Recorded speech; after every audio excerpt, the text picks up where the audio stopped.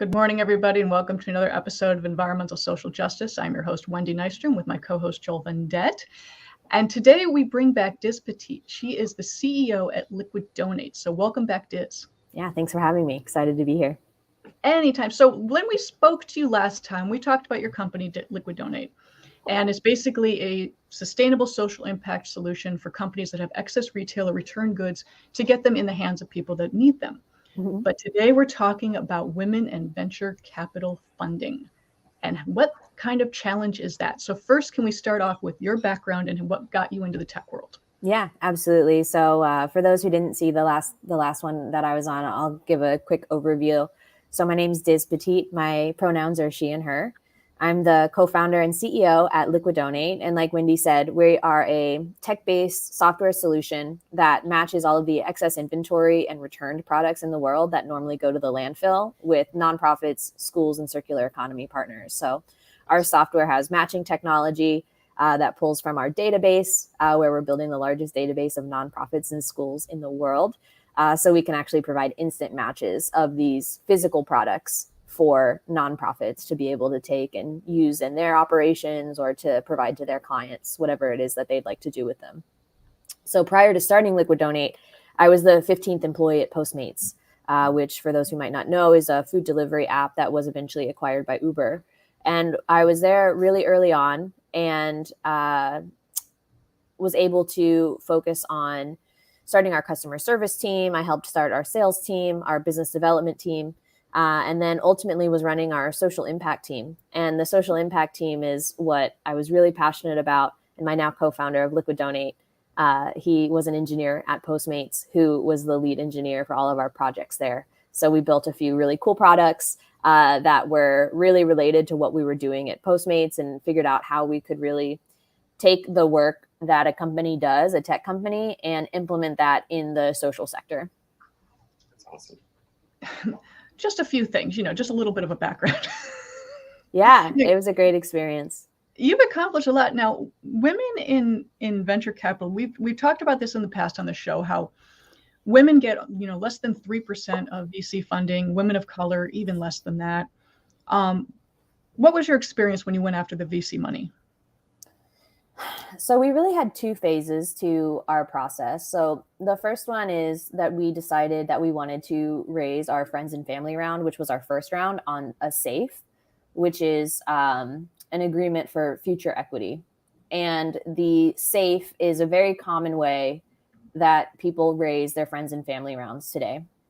And so those are people who that are going to believe in you, who are going to fund you because they think that you will end up with a good idea eventually, and they want to get in early. Check sizes for those can be anywhere between, 1,000 and 25,000. It kind of depends on the person. At least that's typically what we were seeing. And as a resource, which I like to provide, the Y Combinator website, they actually have a free template of the SAFE document that you can use. That is an amazing template. So you don't even have to talk to a lawyer to get one. It's free on the site. So definitely recommend using the SAFE convertible note as your first round. And so what that does is that it gets people who are interested in your business locked in to give you some initial funding. And so for us, we got some initial funding, and then we decided we wanted to join an accelerator program. Okay. And so with the accelerator, we got into an accelerator called Blue Startups, based in Hawaii. So we had to spend 6 weeks in Hawaii. I know, it was so hard. And during that time, while we were going through the accelerator program, we were really working on refining what our pitch was, what was our, one sentence about the company, like what was our elevator pitch, all of those things, which was great. And throughout that process, we actually were preparing. At the end of the accelerator is supposed to be when you go pitch your company for either a seed round or a pre-seed round. But while we were doing that, we actually got contacted by a venture capital firm, an institutional investor that was the original funder of Postmates and Poshmark and a few other folks. And they asked what we were doing, and we let them know. And we were able to take the pitch deck that we had been developing in the Blue Startups program, show that to them, let them know like what stage we were at and working on this. and they actually decided to fund us. Okay. And so we were able to get a term sheet based off of that, which we agreed to. And then we got the funds in the bank, and we were off to the races, going from 2 employees to 15 employees in about 7 months, because we really needed to hire people to keep up with the accelerated growth that the company was experiencing. So round 1, friends and family, we did on SAFE's convertible note, SAFE. And then our second round was a seed round, and that was led by Uncork Capital. And we raised a $2.25 million round with them. Was that primarily due to your relationship being with Postmates that you got in touch with them? Sure. Yeah, absolutely. I mean, I think that the connection made a big difference. And then also, thankfully, Bastian and Sean from Postmates, the 2 co-founders there, were able to, give a positive recommendation about my work ethic and what we were building. And then they were able to go talk to some folks in their network about this problem with returns and how big of a problem this actually is, to the point where it is really the dark side of retail. That, with the liquid donate. But going back to VC and women in funding, I mean, just from other women I've heard, they have a hard time being taken seriously. But statistically, at least from what I've been told, women actually take that money more seriously. They'll work really hard to make sure that the investors get a return on their investment, that they actually succeed. Yeah. And we do see a lot of VCs that give guys money and they just kind of blow it on parties. So how can women and people of color that really want to get funded, had these great ideas, get seen? How do they get through? It's difficult. I mean, I think if I had the formula, I would share it freely. But I think number 1 is you need to be connected to somebody who has access to those venture capital firms that you're interested in working with. So you first, as a founder, you need to decide, do I want to go? How much money do I need? That's the first question, is how much money do I actually need to run my business? Number 1, do I want to have enough money in the bank to run it for 1 year, for 2 years? And what exactly do I need at a minimum in order to make that happen? And if you need $1 million, then you can go with any of the venture capital firms that maybe do specifically fund women or people of color. And maybe their fund sizes are, we usually fund $500,000, and then maybe you can get $500,000 from another funder. And then you have your $1 million. And then you are much more likely to be seen, because those are the types of companies that these folks want to fund. Okay. But if you are looking for a bigger raise because you want more runway for your company, you're likely going to have to go to an institutional investor. So like a 𝒊𝒏𝒈 or a Greylock, or with us, we did Uncork Capital only does seed rounds. And you should find someone in their portfolio that you can reach out to on LinkedIn. And so we're a portfolio company for Uncork. And so other companies that have been looking at Uncork have messaged me, other founders on LinkedIn, and been like, hey, can we have a quick chat about your experience with Uncork? And then they kind of pitch you their business. And then if you think that it might be a fit, then you pass it on to your representative from them. So definitely recommend that. But I've also had people come to me with very ill prepared presentations, and I'm like, I'm not going to pass this on because it's not serious enough. You have to do your own. Yeah. But yeah, so that's the main question, is number 1, how much money do you actually need? And you need to be very set on that, and why and what you need it for.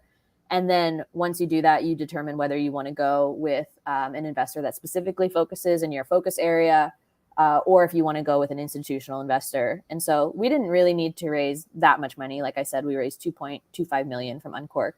So there was a possibility that we could have gone either way, but we really wanted to go with an institutional investor for a number of reasons. But number 1 is because we want to prove that a tech for good company can have a huge ROI. This company, what we're building isn't just a nice to have for retailers to get tax write-offs, but it actually has potential impact of billions and trillions of dollars in revenue. And we've figured out how to unlock that. And so now we just need the funding to run with it. Yes. So it seems like it's almost like what you're I'm going to take this down to the real basic thing here, but what a lot of people don't think about anymore. It really is networking 101. It is. It's like, start with your friends and family. No matter what business you are doing, you need to start with your friends and family to get them excited. And what people kind of forget about is you throw these webs out there because you don't know who somebody else knows. Mm-hmm. And I think people have to get at when you're trying to do something like this, obviously you've got to start somewhere. And if you can't get your friends and family involved, it's going to be 10 times harder for you because you have to have not just the financial support, but the emotional support as well. And from there, then you can start going on and networking to the other people such as yourself or, all the other VC firms to help you get that platform. But why is it that women have what is it about women that people don't want to give money to? I don't understand it. Like, I genuinely, you tell us. I don't know. I don't know. But I just don't understand it. I mean, it's weird. Well, it's actually not. Can I give a story from a friend of mine who she ended up not going with the VC funding, but she did approach one company, and she went with her idea, the fact that it made money already.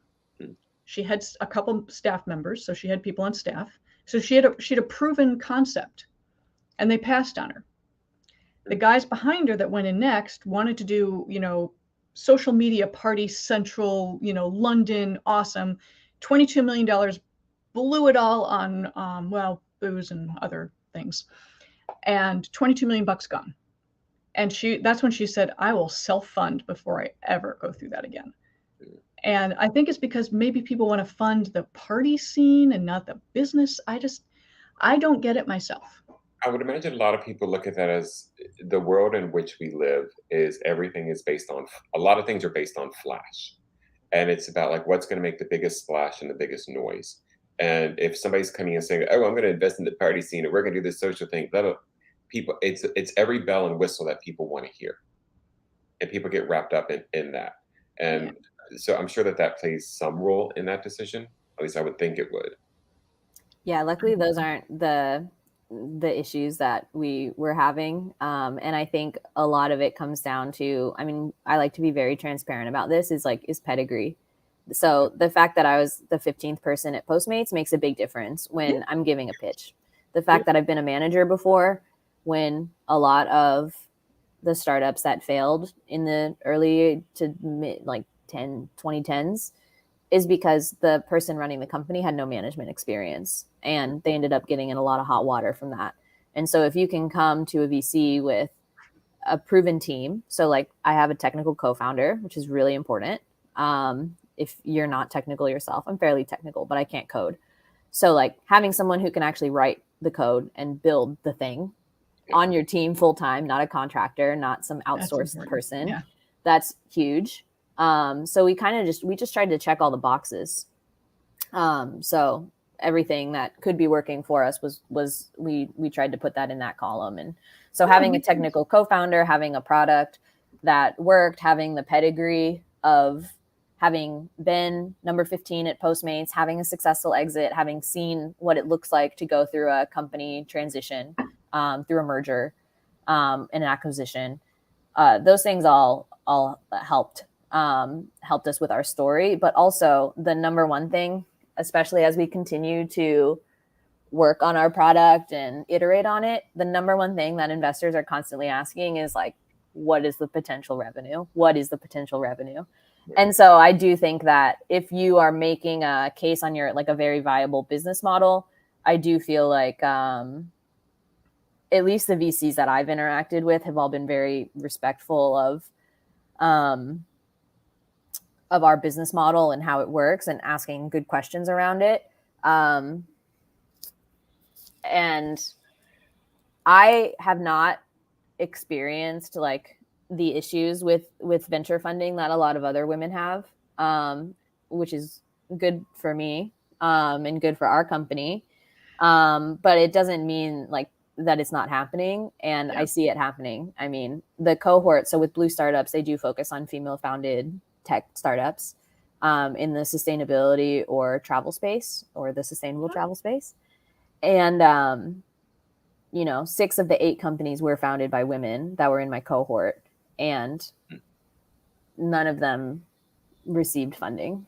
during the program. And then at the demo day where we were actually doing those like final pitches, you know, I'm not sure exactly like what happened. Not everybody disclosed how it went for them, but I didn't see any large announcements coming out around funding rounds for seed or Series A or anything like that. So, and talking to them, I mean, they're just like, how did you raise? Like, this is impossible to even like get a hold of anyone. And I'm like, you know, trying to tell them like what we did and trying to pass along like what I can, but You also have the connections. Connections, and it's also a numbers game. Like, you do have to talk to a lot of different funders to find the right one. Like, something I had no idea about is how important it was to find a venture capital firm that understands the problem you're trying to solve, at least in some way. Like, yeah. Oh yeah. Talking to a venture firm who has no idea about how big of a problem retail returns are, and has no one to go ask. Like, they can't just like, you know, these people like know like the C-suite of Walmart. Like, they can call them, like they can call and ask if this is a problem. And if they aren't a VC that has those connections, then they might not even consider your pitch at all, because, and they're not going to have the connections to help you, which is another big reason on like when you're choosing your venture capital firm that you want to go with. If you have options, if you happen to have options, then you need to go with one that's going to be able to open doors for you too. That's a good point, actually. That's a very good point. I hadn't thought about that. What would you say is like a downfall of partnering with a VC? Like because they're going to have expectations. They are giving you money. They will want something in return. So what can people expect if they go down that road? Yeah, they want a return on their investment in cash.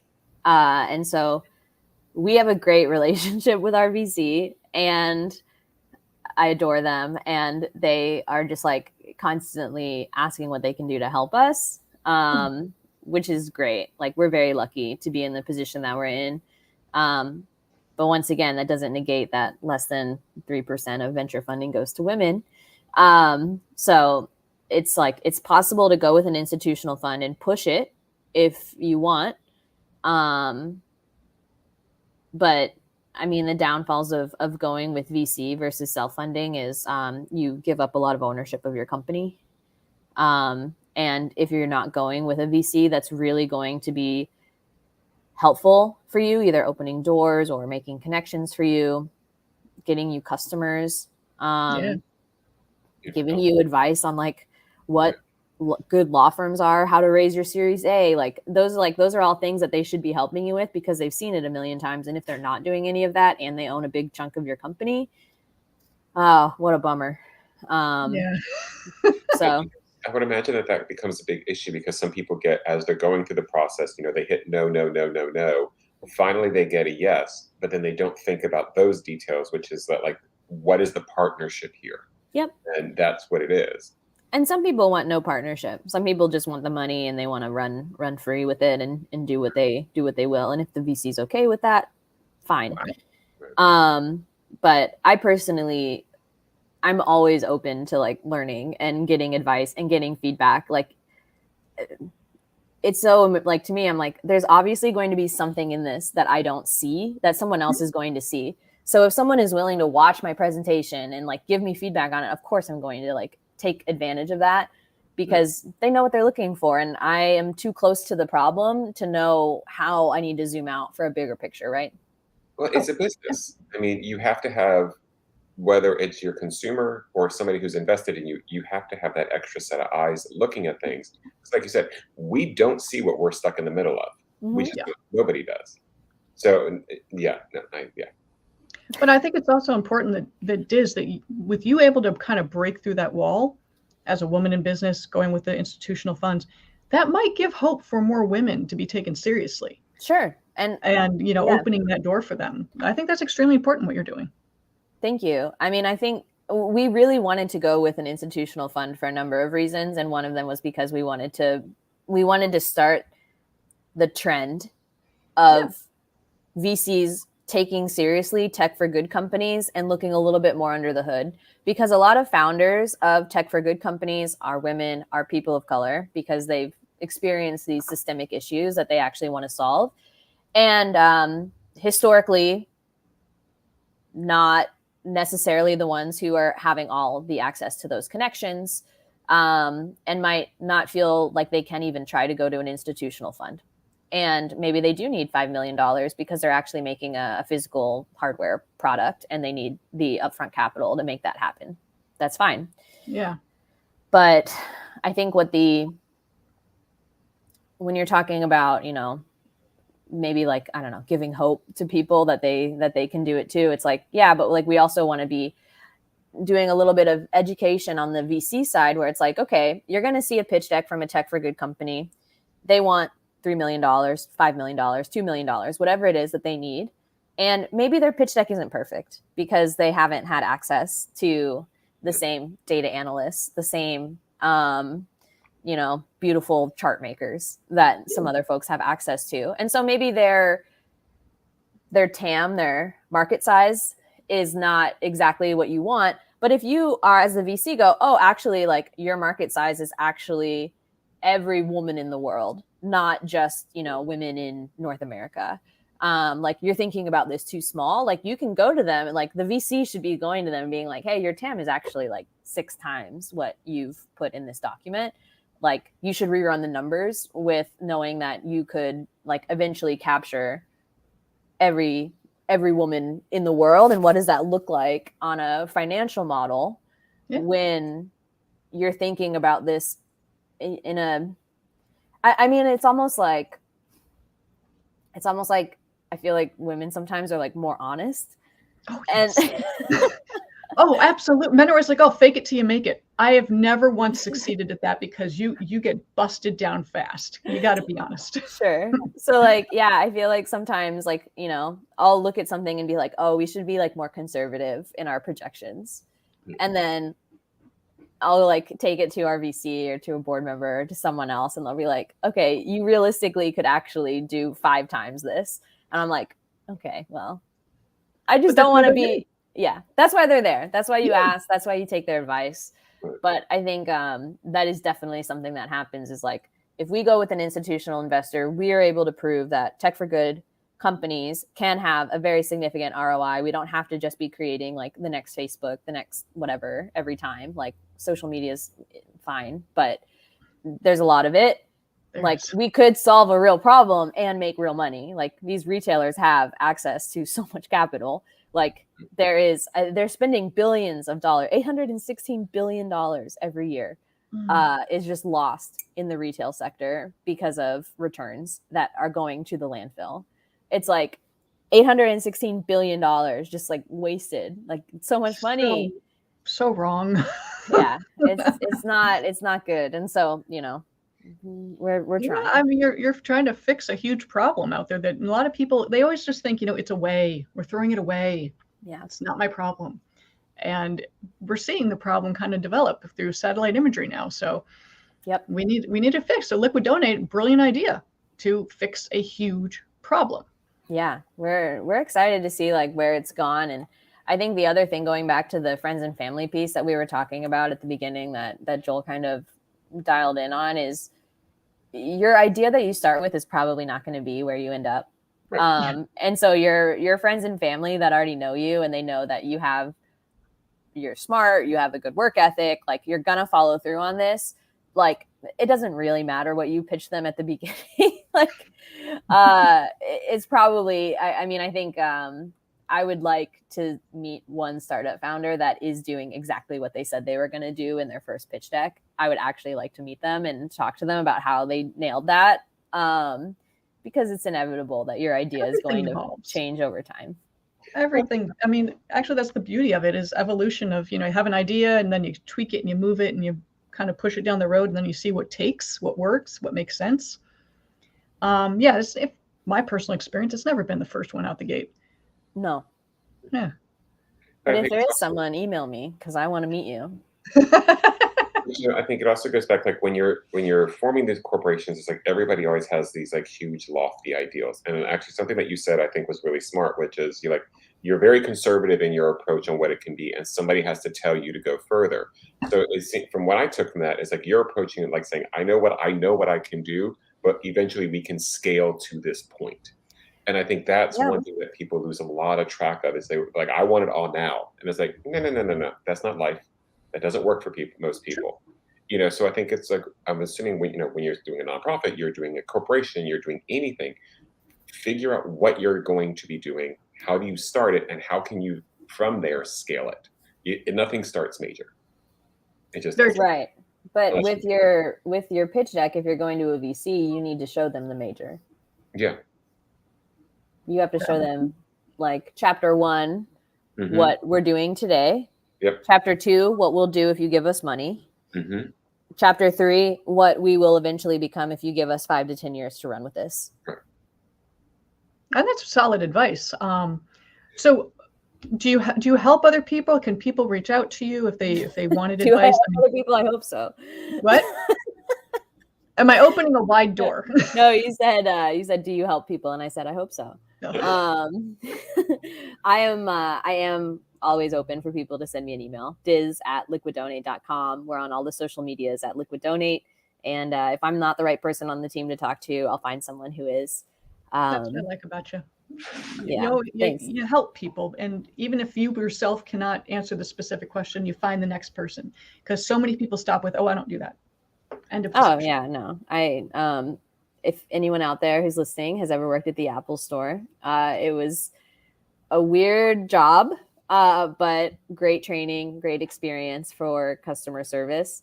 And you definitely get it drilled into your head that if someone asks you a question, which inevitably you're not going to know the answer to every possible question about some Apple product on the earth, you say, I don't know, but let's find out together. And then you find out together and you figure out a way to make that happen, whether it's searching together online, whether it's going and asking another resource, another person who works there. It doesn't matter. Like, you'll find the answer together. You don't have to know everything. Yeah. And that speaks volumes of just your character and your nature, because so many people would be like, you know what? I just don't do that. That's not what I focus on. Sorry, I can't help you. And they'll just walk away. Yeah. We And your have more character- time than we think. Pardon me? We have more time than we think. And if we're not being nice and helping other people like along the way, I mean, we got to be selfish about our time to some degree, but at the same time, like, it doesn't take me more than 5 minutes to forward an email to someone and explain the context. So I know we're coming up on the radio, so I just have one quick question for you. What would you say is like your best piece of advice that you could give to somebody who's looking for help and starting? It would be to Google the Airbnb deck. Okay. So the Airbnb deck that they used to raise their first round is available online. They published it. Okay. And it is basic, and it is not complicated, and it is very clear, and it is not fancy. And I think people get really hung up on the design aspects of what needs to be included. Like, how do I make it look really nice? It doesn't matter. Like, you're there to tell the story, get the money, tell them what you're going to do with the money. And like, that Airbnb deck is a great example of what all you need to do to get started. That's brilliant. Perfect. Well, you see, that's why we have you on here, Diz. Well, thanks. It's a pleasure. I mean, and all of this stuff is like advice that I got from other people. So it's not like I figured all this out on my own.